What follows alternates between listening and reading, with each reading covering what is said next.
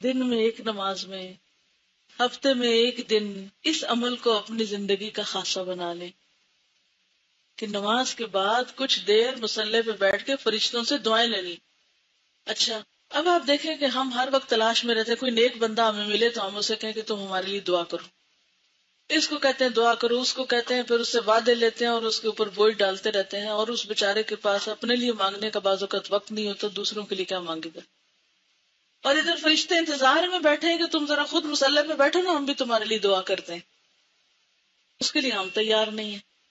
اور اس کی بنیادی وجہ ہمیں خود بھی نہیں پتا کہ وہ ہمارے لیے کس وقت کون دعا کر سکتا ہے. تو فرشتوں کی دعا کا مستحق ہوتا ہے وہ شخص جو خود نماز پڑھ کے مصلی پہ بیٹھ جائے کچھ دیر. تو اس میں جلدی نہ کیا کرے، بہت دیر میں نہ لگائے کہ گھر والے تنگ آ جائے، لیکن اپنا ایک خاص وقت بنائے، ہر کام کا ایک پرائیویٹ ٹائم جب لوگوں کو آپ کی ضرورت نہ ہو. ٹھیک ہے نا؟ مثلاً اگر فجر کے وقت گھر والے سو رہے ہیں، آپ ارلی اٹھ کے تو آرام سے بیٹھے ہوئے ہیں، یا مغرب کے بعد یا عشاء کے بعد بچے سو گئے، آپ نے نماز پڑھی اور آپ نے جو کچھ کرنا ہے ادھر مصلی پہ بیٹھ کے ہی کر لیں، یعنی اپنی دعائیں وہیں بیٹھ کے کر لیا کریں، قرآن پاک رکھ لیں، کوئی بک رکھ لیں، وٹ ایور. لیکن جب تک آپ اس مصلی پہ بیٹھے ہیں فرشتے آپ کے لیے دعائیں کر رہے ہیں. انجوائے کیا کریں. ہم تو اب کچھ اور کر رہے ہیں اور فرشتے ہمارے لیے دعا کر رہے ہیں. اپنا لیسن بیٹھ کے یاد کر لیا کریں، کچھ بھی، اینی تھنگ. تو کم از کم روز ایک دفعہ، اتنا نہ ہو تو ہفتے میں ایک دن، چھٹی کے دن یا کوئی ایک دن جس میں آپ ذرا زیادہ دیر مصلی پہ بیٹھ جائیں. ٹھیک ہے. پھر اسی طرح یہ بھی بڑی خوبصورت ہے 39 پیج پہ 100 مرتبہ سبحان اللہ کہنا.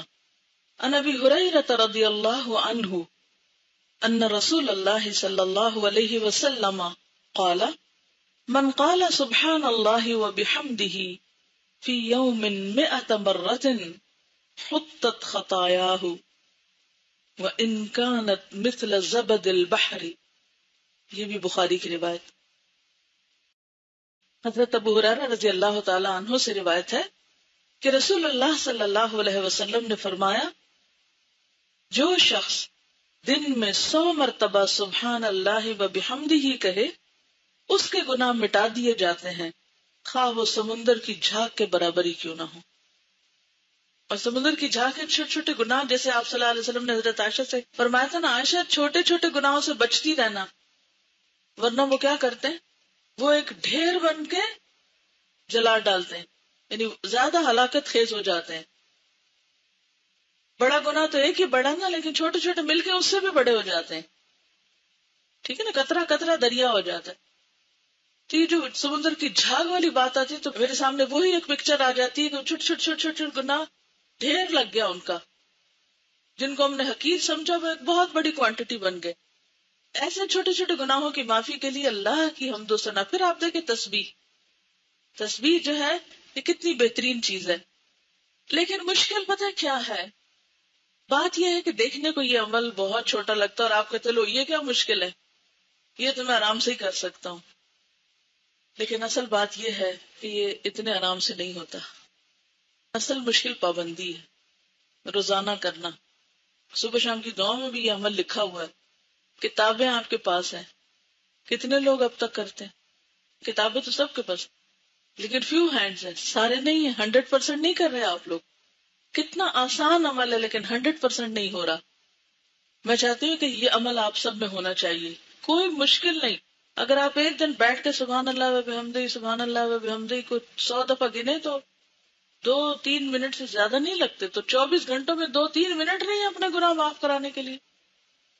اس کا طریقہ کیا ہے؟ میں نے اس کا کیا حل نکالا ہے کہ جب میں اپنے گھر سے نکلتی ہوں اپنے پڑھانے کی جگہ پر جانے کے لیے یا آفس جانے کے لیے، تو میں بیٹھتے ہی ایک اور کام کرتی ہوں.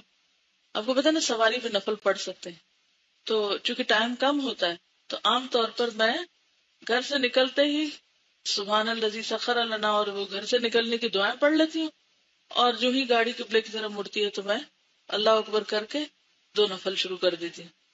ایک تو یہ ہے کہ نبی صلی اللہ علیہ وسلم کی سنت کی پیروی ہو جاتی ہے کیونکہ آپ سواری پر بھی نفل پڑھتے تھے. ٹھیک ہے. دوسرا یہ ہے کہ عام طور پر ہمارے اوپر اتنے فرائض اور ذمہ داریاں ہیں کہ نفل پڑھنے کا ٹائم کم ملتا ہے. تو ایسے اوقات کو انسان استعمال کر سکتا ہے. اللہ ہی کہ آپ خود ڈرائیو کر رہے ہیں پھر تو نہیں ہو سکتا نا, پھر تو مشکل ہے. لیکن اگر آپ کہیں بھی ہیں تو جس پوزیشن پہ بیٹھے ہیں آپ بیٹھ کے آرام سے نیچے ہو کے پڑھ سکتے ہیں. اچھا, پھر تیسری بات یہ کہ جو ہی نفل ختم ہوتے ہیں تو میں تسبیح لے کے یہ تسبیح پوری کر لیتی ہوں.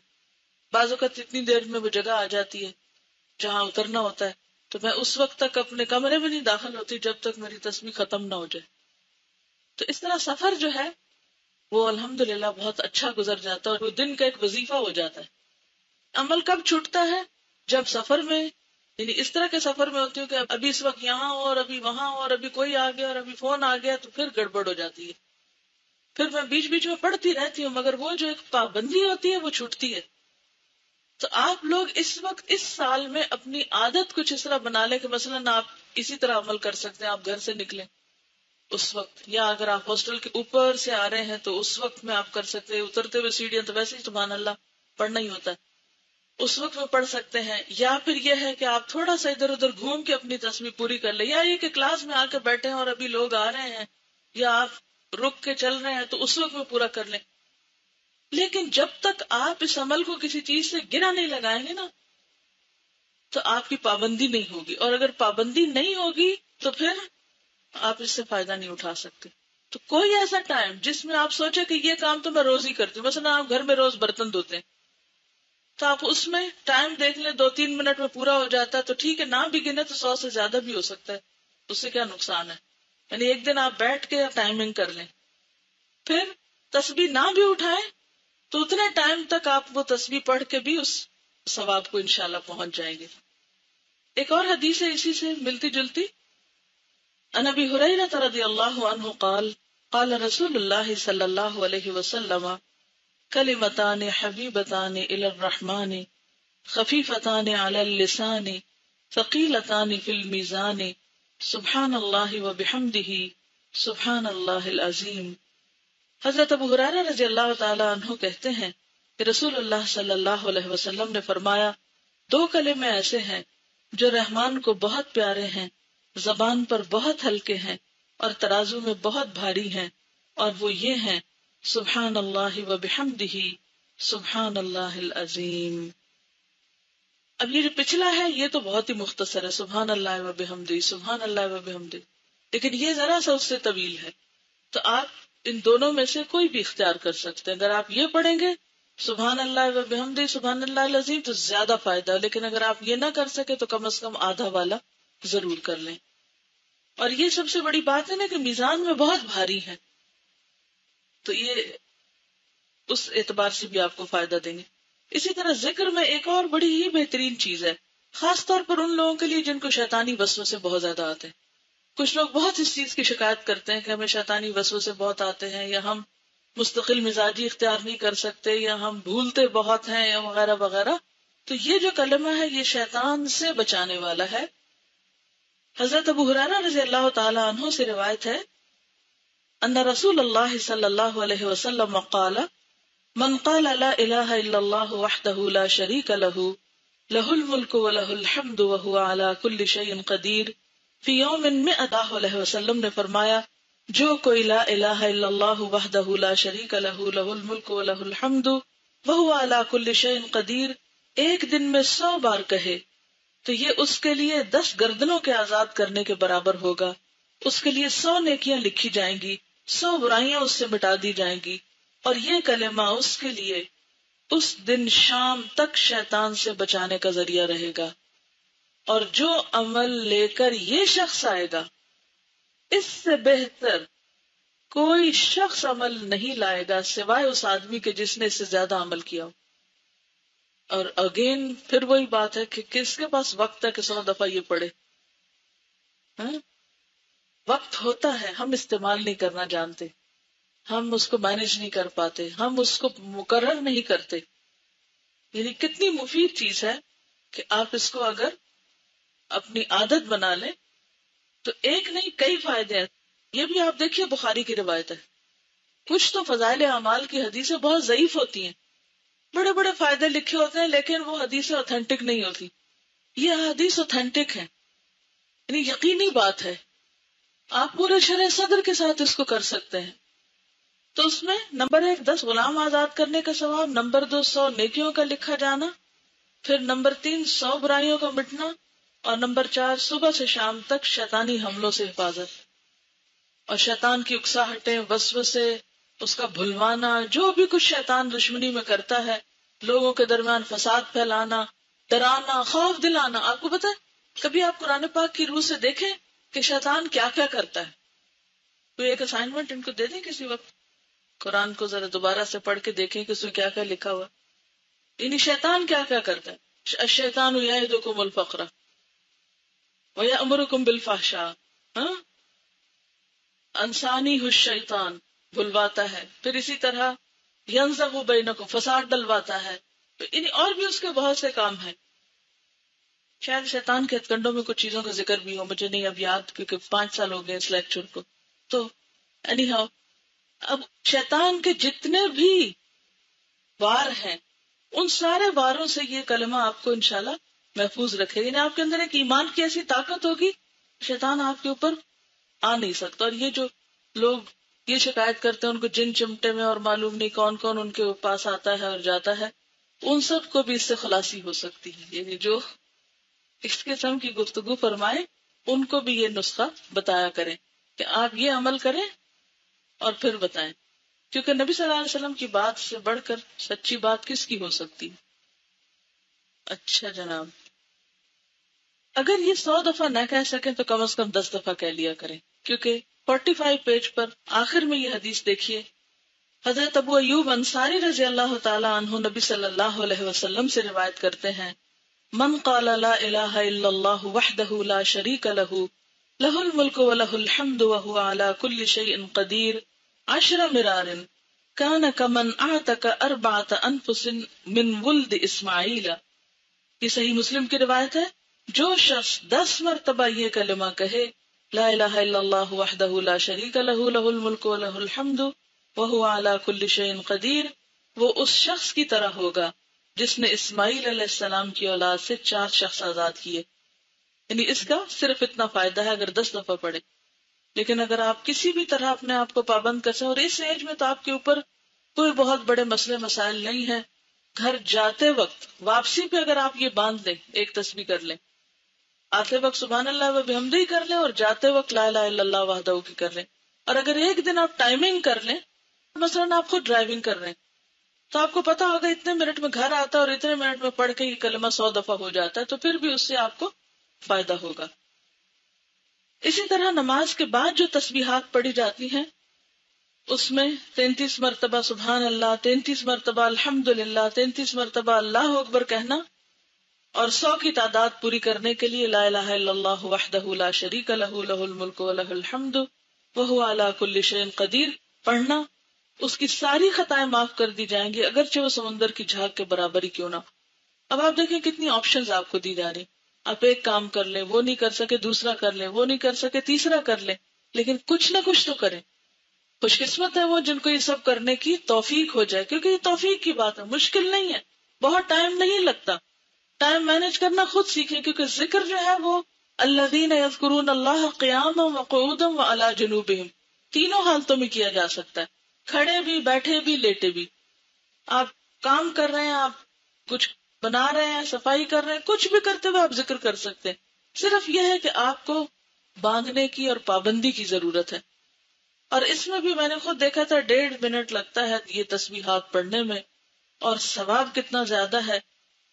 اور ایک اور بات یہ کہ آپ نے دیکھا ہوگا کہ نماز پڑھ کے جیسے آپ تھوڑا سا تھک جاتے ہیں نا، تو بیٹھ کے جب تسبیح کرتے ہیں تو آپ اس سے ایک طرح سے آرام بھی تھوڑا سا کر لیتے ہیں. یہ نماز کے بعد فرض نماز آپ نے اچھی سے پڑھی، اور پڑھنے کے بعد آپ تھوڑا سا فیل کرتے ہیں جیسے آپ you feel tired a little bit، یعنی فزیکلی، تو آپ یہ تسبیح پڑھ لیں، تو پھر دعا کر لیں، تو اس سے آپ کو اور زیادہ اطمینان اور سکون نصیب ہوگا. اور اسی سے ملتی جلتی حدیثیں جو ہیں یہ مزید بھی موجود ہیں، یہ آپ کے خود پڑھنے کے لیے میں نے چھوڑ دی ہیں.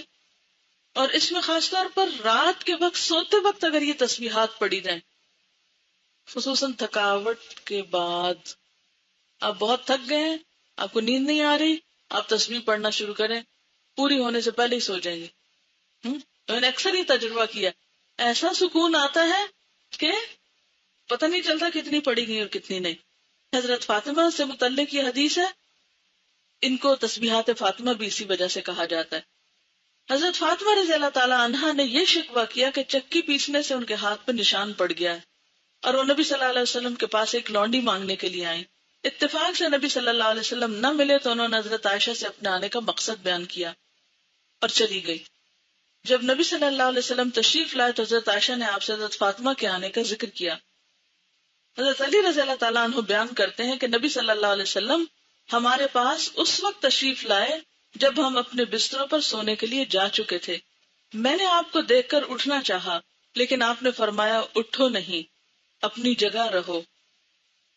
آپ تشریف لا کر ہم دونوں کے بیچ میں بیٹھ گئے. میں نے آپ کے پاؤں کی ٹھنڈک اپنے سینے میں محسوس کی. آپ نے فرمایا میں تم دونوں کو ایسی ترکیب نہ بتاؤں جو تمہارے لیے ایک خدمتگار سے بڑھ کر ہو. جب تم دونوں اپنی خوابگاہ میں اپنے بچھونوں پہ جانے لگو تو 33 بار اللہ اکبر کہو، 33 بار سبحان اللہ اور 33 بار الحمدللہ. یہ عمل تمہارے لیے ایک خدمتگار سے بڑھ کر ہوگا.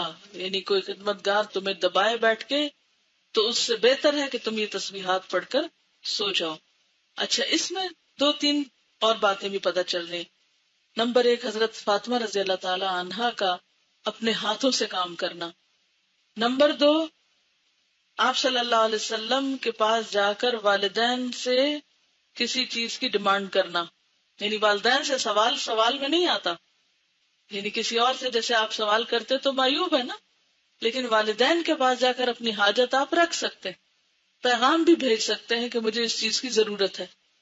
اب بھی ہمارے یہاں بیٹیاں عام طور پر کچھ مشکل آتی ہے تو پیرنٹس کے پاس ہی جاتی ہے، تو اس کا بھی جواز ہے یہاں، کیونکہ آپ نے یہ نہیں کہا کیوں آئی تھی اور کیوں پوچھا اور یہ منع ہے. نہیں، یہ شدت نہیں ہے، بلکہ آپ صلی اللہ علیہ وسلم نے اس کا حل سوچا. اچھا، پھر یہ کہ جب آپ تشریف لائے تو وہ دونوں اٹھنے لگے. اس سے کیا پتا چلتا ہے کہ کسی بھی بڑے کو دیکھ کر ادھر ہی مزے سے بیٹھے نہیں رہ جانا چاہیے، بلکہ اٹھ کر ویلکم کرنا چاہیے، خصوصاً جب آپ کے گھر میں کوئی آیا ہو. اللہ ہی کہ آپ بیمار ہو یا کوئی تکلیف ہو یا کوئی ایسی بات ہو جو معذوری میں آتی ہو. ادروائز کوئی بزرگ گھر میں آئے خاص طور پر تو اٹھ کے ملنا چاہیے اس کو. اچھا، اب آپ دیکھیے کہ چونکہ وہ لیٹ چکے تھے، رات کا وقت تھا، تھکاوٹ کا، سونے کا، تو آپ صلی اللہ علیہ وسلم نے ان کو اٹھنے سے روک دیا کہ نہیں، تم نہیں اٹھو، ہاں لیٹے رہو، جہاں ہو وہیں رہو.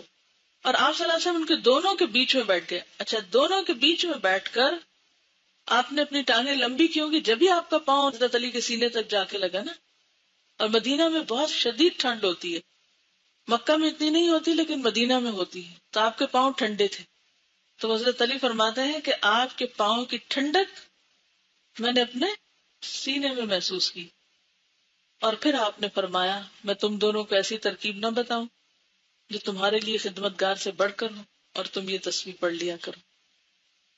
تو اس سے یہ پتا چلتا ہے کہ ذکر الہی ہماری جسمانی تھکاوٹ کا بھی علاج ہے، ثواب کا ثواب اور سکون کا سکون. ہو دن میں ایک نماز میں، ہفتے میں ایک دن اس عمل کو اپنی زندگی کا خاصہ بنا لیں کہ نماز کے بعد کچھ دیر مصلی پہ بیٹھ کے فرشتوں سے دعائیں لینی. اچھا، اب آپ دیکھیں کہ ہم ہر وقت تلاش میں رہتے ہیں، کوئی نیک بندہ ہمیں ملے تو ہم اسے کہیں کہ تم ہمارے لیے دعا کرو. اس کو کہتے ہیں دعا کرو، اس کو کہتے ہیں، پھر اس سے وعدے لیتے ہیں اور اس کے اوپر بوجھ ڈالتے رہتے ہیں، اور اس بیچارے کے پاس اپنے لیے مانگنے کا بعض اوقات وقت نہیں ہوتا، دوسروں کے لیے کیا مانگے گا. اور ادھر فرشتے انتظار میں بیٹھے ہیں کہ تم ذرا خود مصلی پہ بیٹھو نا، ہم بھی تمہارے لیے دعا کرتے ہیں. اس کے لیے ہم تیار نہیں ہیں، اور اس کی بنیادی وجہ ہمیں خود بھی نہیں پتا کہ وہ ہمارے لیے کس وقت کون دعا کر سکتا ہے. تو فرشتوں کی دعا کا مستحق ہوتا ہے وہ شخص جو خود نماز پڑھ کے مصلی پہ بیٹھ جائے کچھ دیر. تو اس میں جلدی نہ کیا کرے، بہت دیر بھی نہ لگائے کہ گھر والے تنگ آ جائے، لیکن اپنا ایک خاص وقت بنائے، ہر کام کا ایک پرائیویٹ ٹائم، جب لوگوں کو آپ کی ضرورت نہ ہو. ٹھیک ہے نا؟ مثلاً اگر فجر کے وقت گھر والے سو رہے ہیں، آپ علی اٹھ کے تو آرام سے بیٹھے ہوئے ہیں، یا مغرب کے بعد یا عشاء کے بعد بچے سو گئے، آپ نے نماز پڑھی اور آپ نے جو کچھ کرنا ہے ادھر مصلی پہ بیٹھ کے ہی کر لیں. یعنی اپنی دعائیں وہیں بیٹھ کے کر لیا کریں، قرآن پاک رکھ لیں، کوئی بک رکھ لیں، وٹ ایور. لیکن جب تک آپ اس مصلی پہ بیٹھے ہیں